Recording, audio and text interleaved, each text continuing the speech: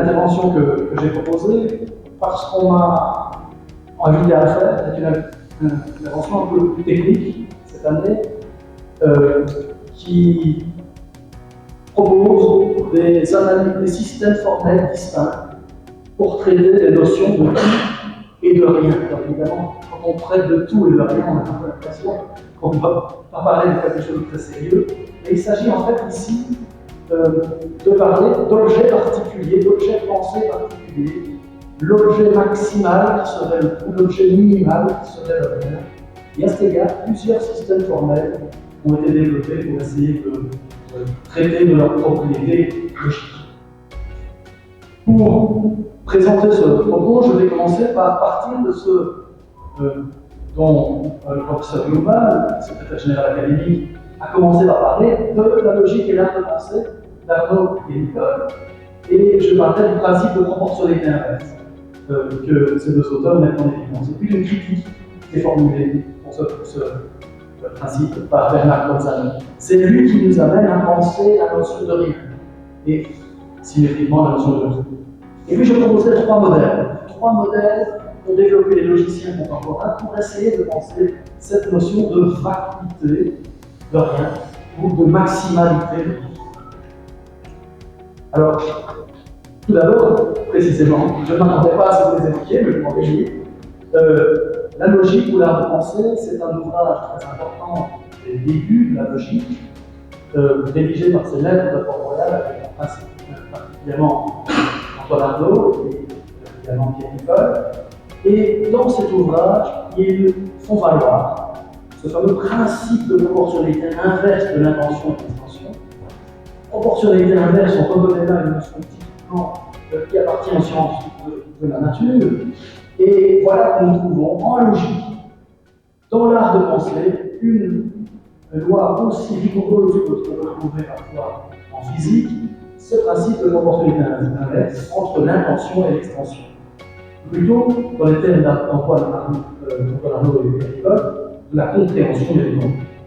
L'idée est que quand l'ensemble des attributs correspondant à une représentation, une idée qui compose son intention, l'ensemble des attributs qui composent l'intention, la compréhension de cette idée s'accroît, et bien l'ensemble des objets qui satisfont cette compréhension, et donc qui composent l'extension, l'étendue de cette représentation, décroît, et inversement.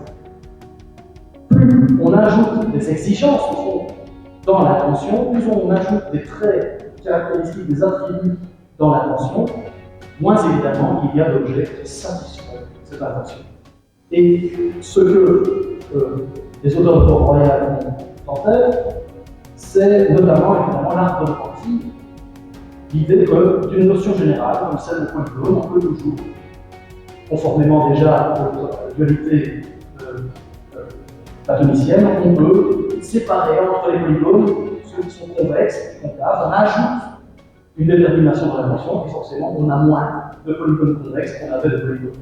Et puis dans les polygones convexes, distinguer les convexes réguliers et les convexes réguliers. Et forcément, quand on descend d'un niveau, quand on ajoute un trait à l'intention, on diminue l'extension, il y a moins de polygones convexes réguliers que de polygones convexes. Et puis on peut choisir des polygones convexes réguliers à 3 côtés, ce sont des triangles. À 4 côtés, ce sont des carrés, à 5 côtés, ce sont des pentagones, et il y a moins de triangles qu'il y a de polygones convexes réguliers, qu'il y a de polygones convexes, qu'il y a de... Alors, ce principe de proportionnalité inverse, qui est évidemment marquant, qui est une belle loi de la pensée, va tout de même être contesté par Bernard Bolzano dans sa Wissenschaft de 1837. Bolzano voit des exceptions au principe de proportionnalité inverse. En fait, la première chose que signale Bolzano, c'est que contrairement à ce que envisageait de manière un peu théorique les auteurs de Port-Royal, il n'est pas vrai que toutes les représentations ont une étendue. Certaines représentations, dit-il, ont un contenu, c'est le terme qu'il utilise, inhalt, on parlait de la compréhension de la représentation, mais elles n'ont pas d'homme-femme. Elles n'ont pas d'ensemble d'objets qui satisfont cette compréhension. Il n'y a pas d'étendue pour ces objets. Pour cette notion. La notion de licorne n'a pas. A bien un contenu. Bolzano ne le conteste pas du tout, mais il n'y a pas ici d'étendue. De sorte que le principe de proportionnalité inverse va être ici mis en défaut parce que si vous voulez distinguer les licornes mâles des licornes femelles, vous pouvez le faire en théorie, vous pouvez le faire dans la compréhension, mais ça ne va rien changer dans l'étendue des observations. Ça ne va rien changer dans l'étendue parce qu'il n'y aura pas moins de licornes mâles que de licornes femelles, il faut qu'il y ait des licornes mâles. Et puis, voilà d'autres exemples de violation du principe de proportionnalité inverse. Il parle de la représentation de ceci. Ceci, dit-il, a un contenu simple et un objet simple. Et ça contredit le principe de proportionnalité inverse. En principe, s'il y a un contenu simple, s'il y a une compréhension gros, relativement simple, alors il devrait avoir une très large étendue. Beaucoup d'objets qui satisfont ces exigences. Et voici que quand j'utilise la notion de ceci, j'ai un contenu simple et pourtant je désigne un objet singulier. Il y a toute une partie de la logique contemporaine qui a travaillé sur la notion du ceci. Et puis un autre exemple que prend Bolzano, c'est la notion de rien.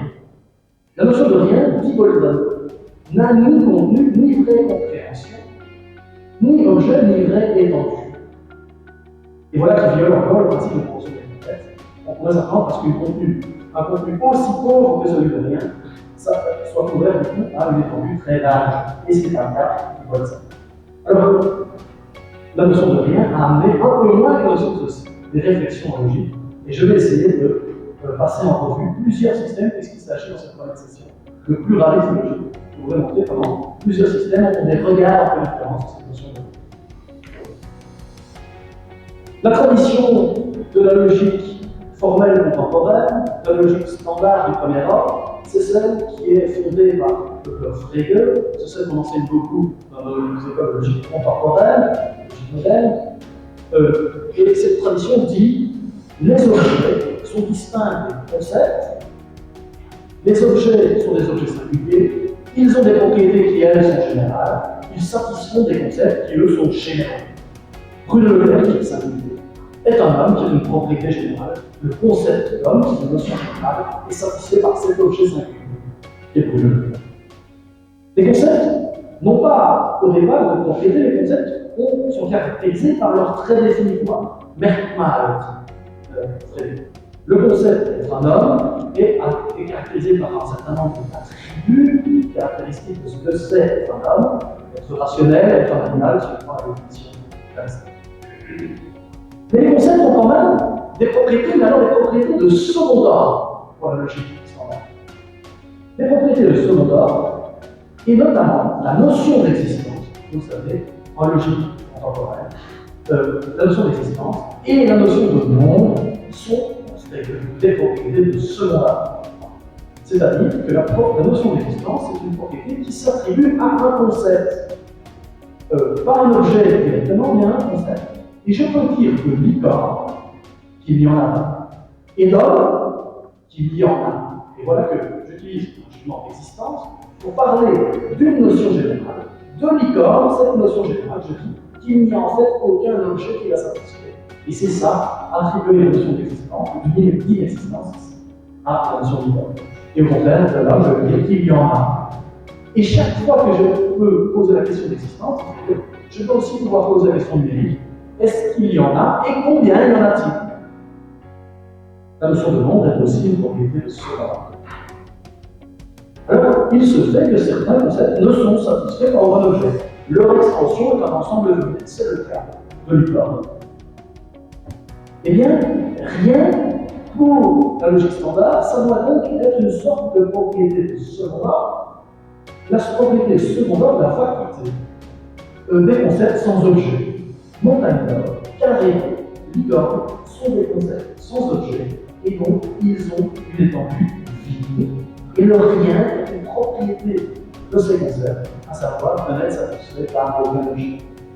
Et puis, c'est le fameux logicisme de Frege. On peut fonder l'arithmétique sur ces propriétés de second ordre. On peut définir zéro comme cet objet abstrait qui est fondé sur cette propriété de second ordre, qui est la vacuité des ensembles. Zéro, c'est l'ensemble des ensembles dit Frege. Dans cette logique, on arrive évidemment à des analyses comme celle de Rudolf Carnap, des analyses très radicales, assez radicalement métaphysiques, période de la vie de Carnap, qui est aussi une période politique très complexe, où Carnap est à Vienne dans un contexte où on voit l'idéologie nazie progresser et où Carnap veut défendre la rationalité scientifique, mais Carnap des choses assez radicales comme l'idée qu'une part de métaphysique est insensée.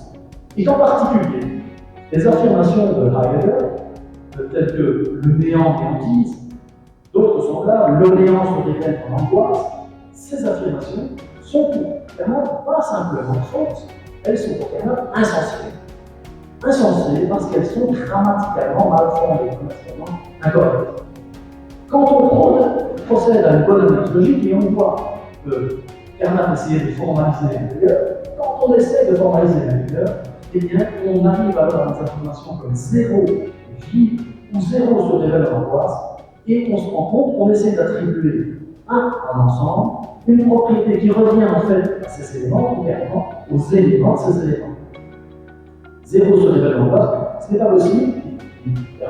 Des objets singuliers, individuels, réels peuvent se révéler en angoisse, mais des ensembles d'objets ne se révèlent pas en angoisse, et des ensembles d'ensembles, comme le nombre zéro, ne peuvent pas se révéler en angoisse.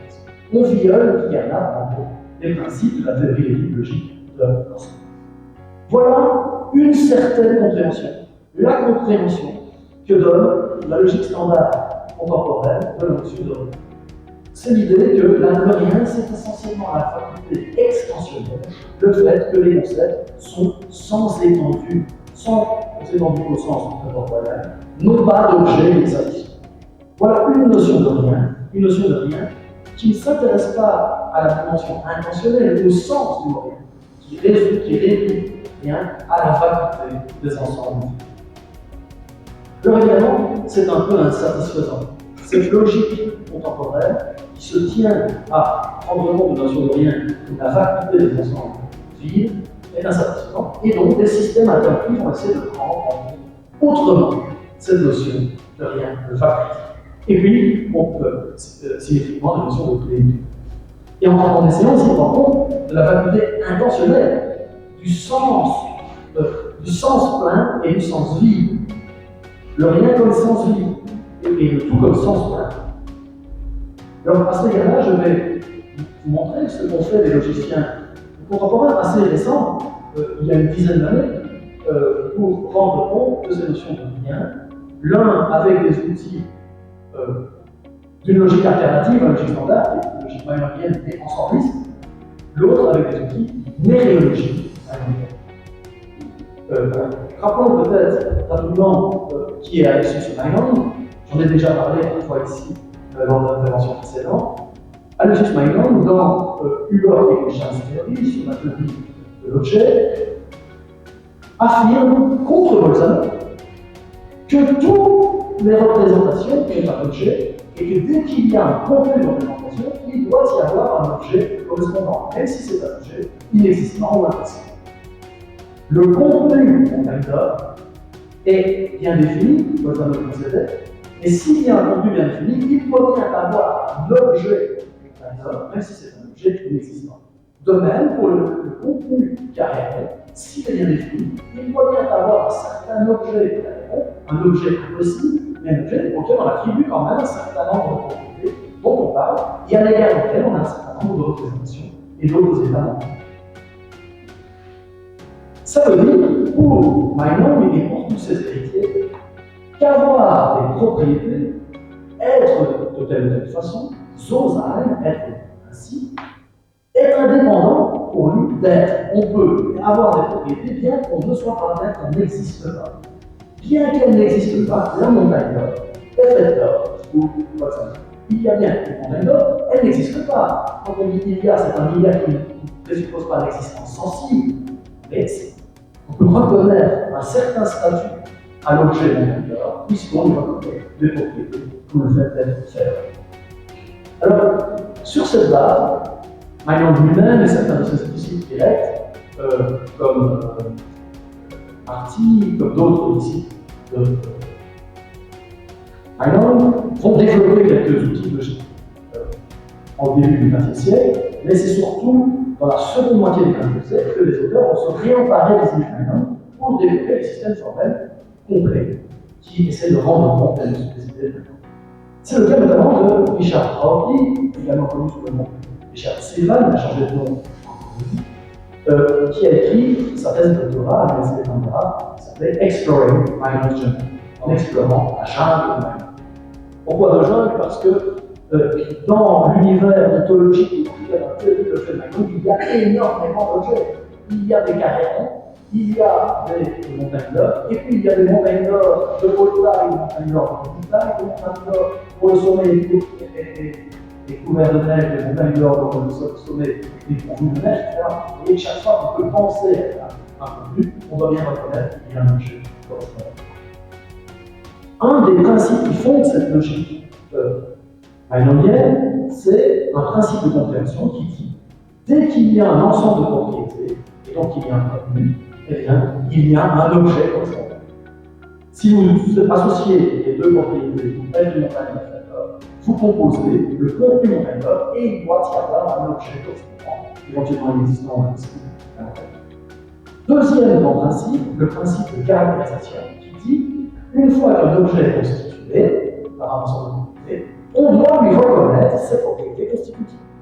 Donc il y a des énoncés à son égard. En particulier, la montagne d'or est une montagne. La montagne d'or est faite d'or.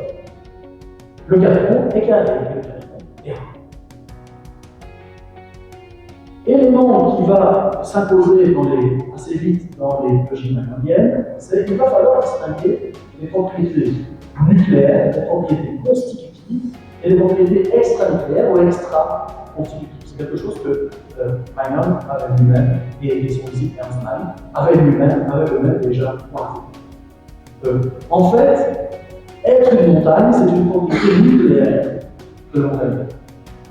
Ne pas exister, si effectivement il n'y a pas de montagne, ne pas exister, l'inexistence est une propriété extranucléaire. Et pourquoi ces auteurs distinguent les propriétés nucléaires des propriétés extranucléaires?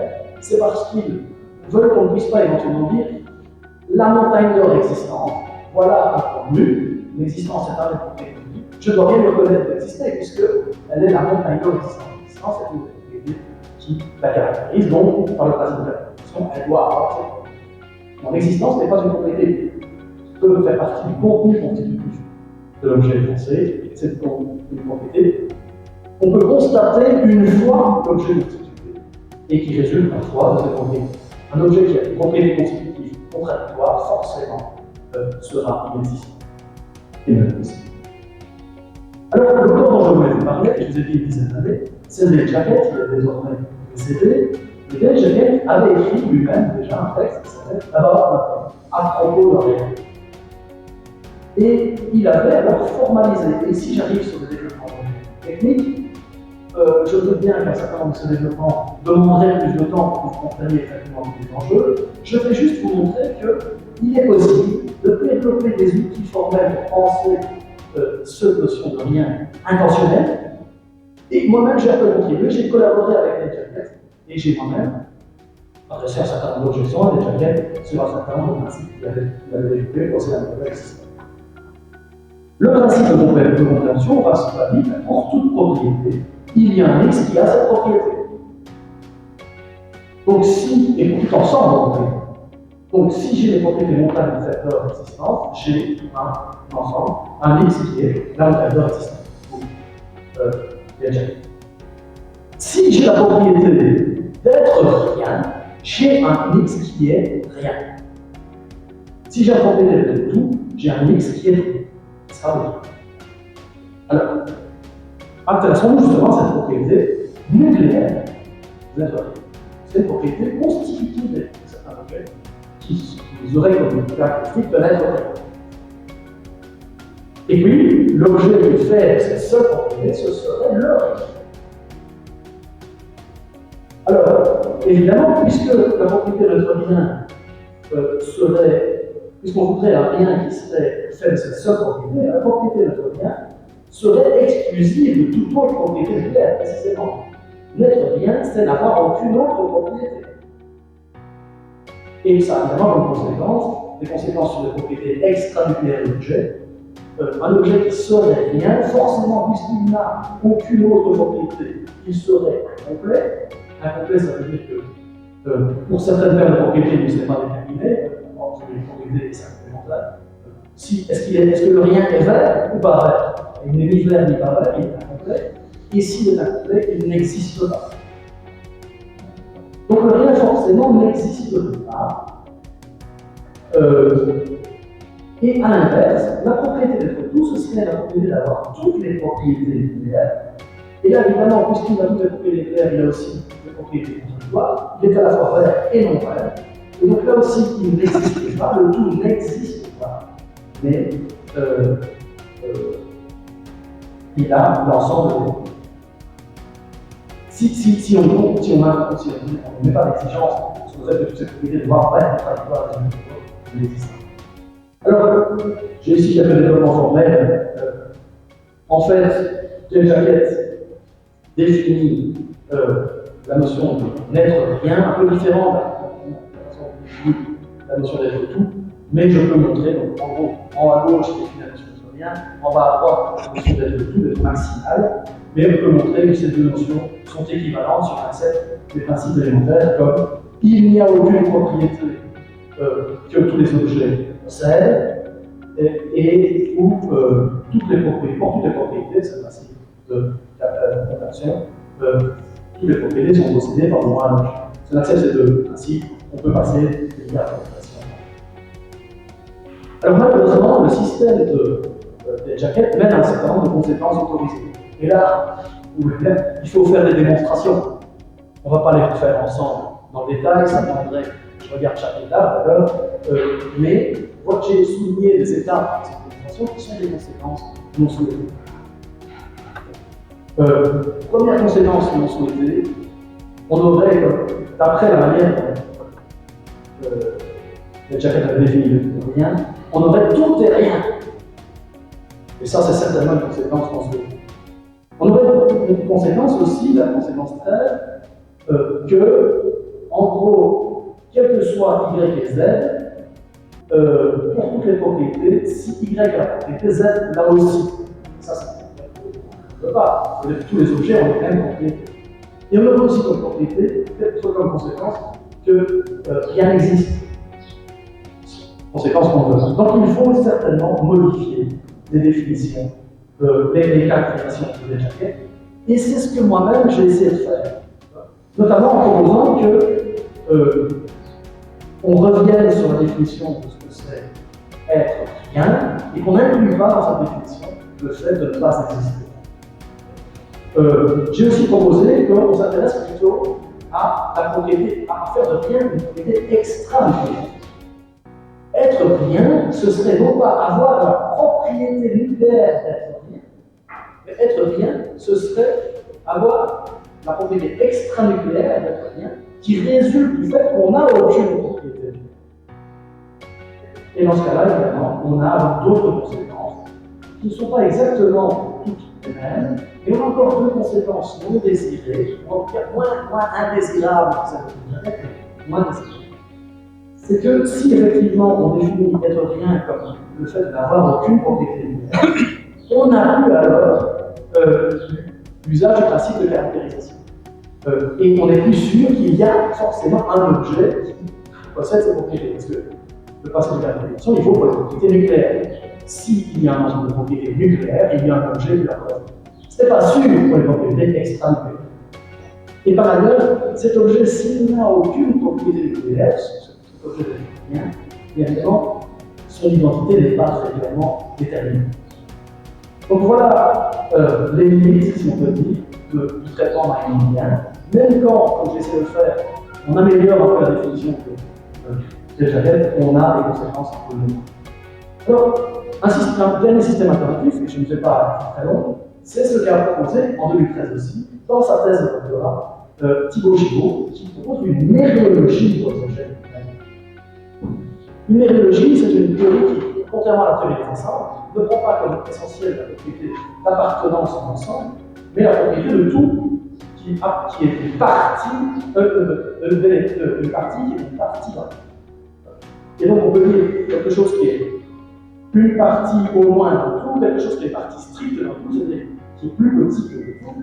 On a la relation O, c'est overlapping, de recouvrement, de tout peuvent avoir un recouvrement s'ils sont des parties communes, et puis on a un certain nombre de propriétés méthodologiques, évidemment, les lois formelles ici, que je vous donne, prennent un peu de temps à être développées.